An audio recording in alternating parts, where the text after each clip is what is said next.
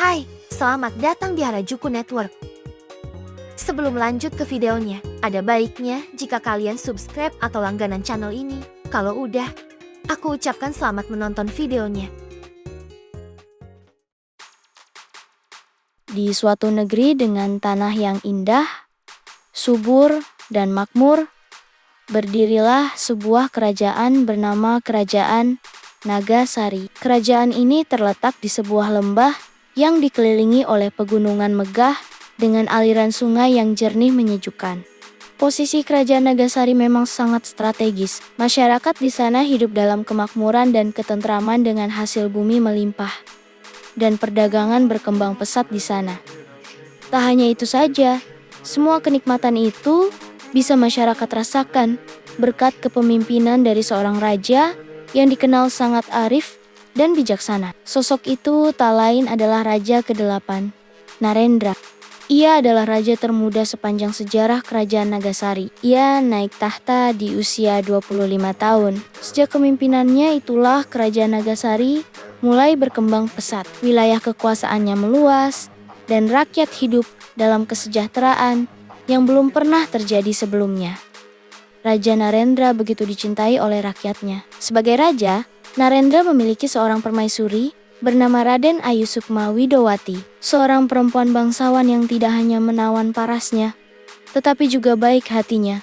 Sebagai seorang ratu, tentunya Sukma Widowati selalu mendampingi sang raja dalam setiap kegiatan. Ia juga selalu memberikan nasihat kepada raja untuk kebijakan yang akan diambil.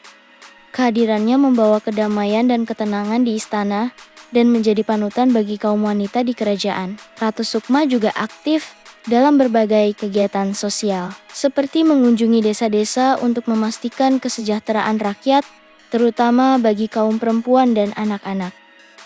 Selama masa pemerintahannya, Raja Narendra dikenal tidak hanya sebagai penguasa yang memperluas wilayah, tetapi juga sebagai pemimpin yang mengutamakan kepentingan dan kesejahteraan rakyatnya. Pajak yang dikumpulkan dari rakyat digunakan dengan bijak untuk membangun infrastruktur, memperbaiki sistem pengairan, serta menyediakan pendidikan dan pelayanan kesehatan yang layak. Jalan-jalan yang menghubungkan desa-desa dengan kota dibangun, sehingga perdagangan berkembang pesat dan kehidupan ekonomi rakyat semakin meningkat. Rakyat yang dahulu hidup dalam kesulitan, kini dapat merasakan kenyamanan dan keamanan dalam kehidupan sehari-hari. Keadilan adalah pilar utama dalam kepemimpinan Raja Narendra. Tidak ada seorang pun yang kebal hukum. Semua berlaku baik rakyat biasa maupun bangsawan. Jika ada pejabat yang korup atau memperlakukan rakyat dengan semena-mena, Raja Narendra tak segan menjatuhkan hukuman yang setimpal. Hukum berlaku bagi siapa saja, tanpa pandang bulu. Hal ini membuat rakyat semakin menghormatinya. Mereka semua tahu bahwa Raja Narendra adalah seorang pemimpin yang benar-benar melindungi hak-hak mereka. Karena itulah, para prajurit serta pembantu istana pun sangat menghormati dan setia kepadanya, karena ia memperlakukan mereka dengan keadilan dan kasih sayang. Setiap keputusan yang diambilnya selalu dipertimbangkan dengan matang. Raja Narendra tidak hanya memerintah dari singgasana, tetapi juga turun langsung ke masyarakat dan sering berbincang dengan para petani, pedagang, dan pengrajin untuk memahami permasalahan mereka. Rakyat pun makin mencintai dan menghormatinya, karena mereka merasa diperhatikan dan dilindungi oleh kepemimpinannya. Ia juga sering mengadakan pertemuan dengan para penasihatnya untuk mendiskusikan langkah terbaik dalam memajukan kerajaan. Namun, di balik segala kejayaan dan kedamaian yang telah dicapai Kerajaan Nagasari, saat ini ada bisikan-bisikan dari mereka yang iri dan tamak yang menginginkan kejatuhan sang raja. Para bangsawan yang kehilangan kekuasaan karena kebijakan keadilannya mulai menyusun rencana licik.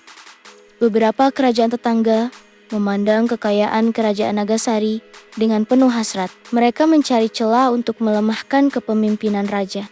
Namun, Raja Narendra tidak gentar. Ia yakin bahwa dengan kejujuran dan kebijaksanaannya, ia dapat menjaga Kerajaan Nagasari tetap berdiri kokoh di bawah naungannya. Dan disinilah awal kisah dari seorang raja yang berusaha menjaga keadilannya, seorang pemimpin yang begitu dicintai rakyatnya, dan sebuah kerajaan yang menjadi simbol kemakmuran serta keadilan di seluruh negeri. Nama Raja Narendra semakin dikenal ke seluruh penjuru negeri. Semua itu berkat kebijaksanaannya dalam memerintah, keadilan yang ditegakkannya, serta kemakmuran yang ia bawa bagi rakyatnya, menjadi perbincangan banyak kalangan.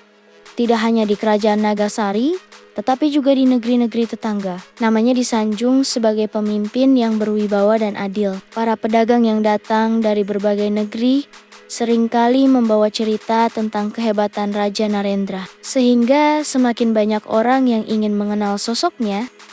Di bawah kepemimpinannya, tidak hanya kemakmuran yang dirasakan oleh rakyat, tetapi juga ketenangan dan harapan akan masa depan yang lebih baik. Hukum yang ditegakkan dengan adil tanpa pandang bulu, para pejabat bekerja dengan penuh dedikasi, dan rakyat hidup dengan sejahtera. Tidak heran jika setiap orang, dari petani hingga bangsawan, menaruh rasa hormat yang besar kepada raja mereka. Pada suatu hari, kabar yang lebih menggembirakan tersebar ke seluruh penjuru kerajaan. Ratu Sukma sedang mengandung. Kabar itu menjadi berita paling membahagiakan bagi seluruh rakyat kerajaan Nagasari. Sebentar lagi seorang pewaris takhta kerajaan yang baru akan segera lahir dari rahim ratu tercinta. Harapan akan adanya penerus yang akan melanjutkan kebijakan bijak Raja Narendra semakin nyata. Kegembiraan rakyat tidak terbendung. Para petani bersorak di ladang, para pedagang menyebarkan berita gembira di pasar, dan para seniman menciptakan lagu-lagu yang menceritakan tentang kebahagiaan ini. Di setiap sudut kota, orang-orang membicarakan kehamilan Ratu Sukma dengan penuh sukacita. Mereka berharap bayi yang lahir nanti akan mewarisi kebijaksanaan sang ayah dan kelembutan dari sang ibu. Sebagai ungkapan syukur, rakyat memutuskan untuk mengadakan sebuah perayaan besar di Alun Karajen. Perayaan ini bukan hanya sekedar acara seremonial, tetapi juga bentuk doa dan harapan dari rakyat kepada keluarga kerajaan. Mereka semua percaya bahwa dengan berkumpul dan bersyukur bersama, kebahagiaan dan keberkahan akan selalu menyelimuti kerajaan mereka. Hari perayaan pun tiba. Sejak pagi, rakyat mulai berkumpul di alun-alun. Para petani datang dengan membawa hasil panen terbaik mereka. Para pengrajin membawa karya seni yang akan mereka persembahkan kepada raja dan ratu. Sementara para musisi menyiapkan alat musik mereka untuk memainkan lagu-lagu yang penuh dengan kegembiraan. Alun-alun yang sangat luas itu dihiasi dengan bendera-bendera warna-warni dan bunga-bunga segar yang dipetik dari berbagai penjuru negeri. Begitupun para petinggi kerajaan, pejabat, dan duta dari negeri-negeri tetangga juga hadir dalam perayaan ini. Mereka datang dengan membawa berbagai macam hadiah sebagai bentuk penghormatan dan kebahagiaan mereka atas berita kehamilan sang ratu. Para bangsawan berdandan mewah, sementara rakyat biasa datang dengan pakaian terbaik yang mereka miliki. Dalam momen ini, tidak ada perbedaan kasta. Semua bersatu menjadi satu dan ikut larut dalam kebahagiaan yang sama. Ketika Raja Narendra dan Ratu Sukma Widowati tiba di alun-alun, seluruh rakyat serentak bersorak dengan penuh sukacita menyambut kedatangan sang pemimpin. Raja yang biasanya tegar dan penuh wibawa terlihat tersenyum bahagia, sembari melambaikan tangan kepada rakyatnya. Sementara Ratu Sukma berjalan dengan anggun di sampingnya. Tangannya yang halus sesekali mengusap perutnya yang kini mulai membesar. Kehangatan dan kebahagiaan terpancar dari pasangan raja dan ratu yang sangat dicintai rakyat ini. Acara dimulai dengan doa dari para cenayang istana yang memohon agar kehamilan Ratu Sukma diberkati oleh Sang Pencipta. Semoga semuanya berjalan lancar dan bayi yang dikandung ratu lahir dengan sehat serta membawa berkah bagi kerajaan Nagasari. Setelah itu, para seniman mulai menampilkan pertunjukan. Tarian dan musik tradisional mulai dimainkan, menggambarkan kegembiraan rakyat pada saat ini. Sementara para penyair membacakan syair-syair indah tentang harapan mereka terhadap calon penerus tahta. Sebagai bentuk rasa syukur, raja dan ratu kemudian membagikan hadiah kepada rakyat yang hadir. Makanan berlimpah disediakan untuk semua orang. Tidak ada seorang pun yang merasa lapar pada hari itu. Dan untuk para petani diberi alat-alat pertanian baru. Para pedagang mendapat izin berdagang dengan pajak yang lebih ringan. Dan para prajurit mendapat penghargaan atas jasa dan pengabdian yang telah mereka berikan kepada kerajaan Nagasari. Perayaan semakin meriah dan berlangsung hingga malam tiba. Langit yang dipenuhi bintang-bintang menjadi saksi bagaimana rakyat dan keluarga kerajaan bersatu dalam kebahagiaan. Lampion-lampion diterbangkan ke udara dengan membawa harapan dan doa agar bayi yang akan lahir kelak menjadi pemimpin yang baik dan bijaksana seperti ayahnya. Tidak ada seorang pun yang merasa terpinggirkan dalam perayaan ini. Semua orang merasakan kehangatan dan kedamaian yang luar biasa. Namun di balik rasa kebahagiaan itu, ada sesuatu yang sedang mengamati sang raja dari kejauhan. Mereka, orang-orang yang iri terhadap kejayaan Raja Narendra, mulai merencanakan sesuatu.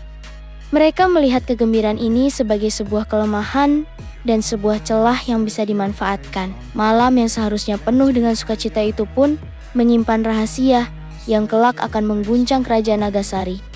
Meski demikian, Raja Narendra tetap percaya bahwa dengan kebijaksanaan dan keteguhannya, ia percaya dapat melindungi semuanya, keluarga dan kerajaan dari semua ancaman yang akan datang. Dengan semangat baru yang membara, ia berjanji akan memastikan bahwa anak yang akan lahir kelak akan tumbuh dalam kerajaan yang tetap aman, damai, dan tentram. Sebagai raja, Narendra bukanlah seorang pemimpin yang mudah diperdaya. Ia mendapatkan wangsit yang menyebutkan adanya musuh yang diam-diam bersembunyi di sekitar kerajaannya. Mereka itulah orang-orang yang iri dan dengki, yang selama ini berambisi merebut kekuasaannya. Namun, sebagai raja yang bijaksana, tentu saja ia tidak gegabah dalam bertindak. Ia tidak boleh buru-buru dalam menyelesaikan satu hal yang dirasa berbahaya ini. Jika ia membuat satu kesalahan saja, bisa-bisa keluarga dan rakyatnya yang akan terancam. Oleh karena itu, ia memilih untuk bersabar dan menunggu sambil menyiapkan sebuah rencana yang akan ia gunakan untuk melawan mereka.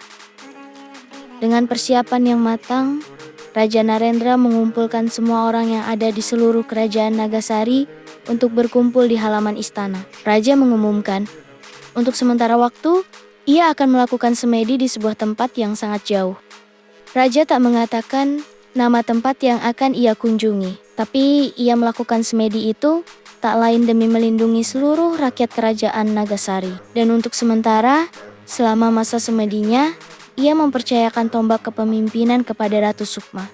Tak ada yang curiga sama sekali dengan keputusan raja. Semua orang tahu bahwa raja memang sering melakukan meditasi untuk mendapatkan pencerahan dalam setiap keputusannya. Namun kenyataannya, Raja Narendra tidak benar-benar pergi ke tempat yang ia maksud untuk bersemedi. Bersama dengan seorang pelayan istana, Raja Narendra pergi ke sebuah ruangan rahasia yang hanya diketahui oleh dirinya. Ruangan tersebut berada di sebuah goa yang letaknya tak begitu jauh dari istana. Tak ada yang dapat menemukan tempat ini karena terlindungi oleh berbagai mantra kuno. Hanya mereka yang memiliki darah keturunan kerajaan saja yang bisa memasuki tempat ini. Di dalam ruangan yang sunyi dan remang-remang itu, pelayan istana yang baru pertama kali mengunjungi tempat ini merasa bingung. Sambil bersujud, pelayan bernama Larasati itu pun meminta penjelasan kepada raja. Ampun Gusti, kenapa hamba dibawa ke tempat ini? Dan tenang, raja pun menjelaskan niatnya kepada Larasati. Aku butuh bantuanmu, apakah kamu bersedia? Pelayan itu kembali bersujud. Ampun, hamba tidak berani menolak permintaan paduka raja. Larasati adalah salah satu pembantu keluarga kerajaan Nagasari yang paling setia. Wanita itu telah lama mengabdi kepada keluarga kerajaan dan dikenal sebagai wanita yang cerdas, cekatan, dan berwibawa. Dan oleh sebab itulah Raja Narendra memilihnya. Raja menjelaskan tentang musuh yang sedang menyusup di kerajaannya. Dan lalu ia meminta bantuan kepada si pelayan. Apa yang mesti saya lakukan? Tanya Larasati dengan hormat. Laras, Aku ingin meminjam ragamu, ucap Raja, terus terang. Apa? Ucap Larasati terkejut. Aku akan menyamar menjadi kamu, untuk mengetahui siapa musuh yang menyusup di kerajaanku, ungkapnya dengan penuh pertimbangan. Raja yakin mau menjadi saya? Maaf, tapi saya ini hanyalah pelayan istana. Aku tahu, karena itulah aku memilihmu, Laras, dengan menyamar sebagai kamu. Mungkin aku dapat mengetahui siapa musuh yang coba mengancam kerajaanku. Sosok Larasati dianggap Raja sangat cocok untuk misi ini. Selama ini dialah orang yang sering keluar masuk ke berbagai ruangan di istana tanpa dicurigai. Dia sering berbicara dengan banyak orang dan memiliki banyak akses luas ke berbagai kalangan. Bagaimana kamu bersediakan? Tanya Raja. Larasati kembali bersujud. Ampun Gusti, jika ini demi kerajaan Nagasari, hamba tak mungkin bisa menolak. Setelah mendapat persetujuan, Raja Narendra mulai merapalkan sebuah mantra kuno, Ajian Ngalih Raga, sebuah ilmu yang diturunkan leluhurnya yang mampu merasuki raga seseorang. Udara di sekelilingnya bergetar. Samar-samar sukma Raja keluar dari tubuhnya. Perlahan, jiwanya mulai berubah menjadi cahaya dan mulai berpindah masuk mengisi tubuh sang pelayan yang duduk di hadapannya. Selang beberapa detik, sang pelayan membuka matanya. Raja Narendra mengambil alih kesadaran. Kini ia telah bertransformasi menjadi Larasati si pelayan setia. Sorry guys, ceritanya bersambung. Nantikan kelanjutan cerita ini hanya di channel Harajuku Network. Kuucapkan terima kasih banyak atas dukungan kalian yang telah subscribe dan langganan di channelku ini. Terima kasih dan sampai jumpa di video selanjutnya. Bye-bye.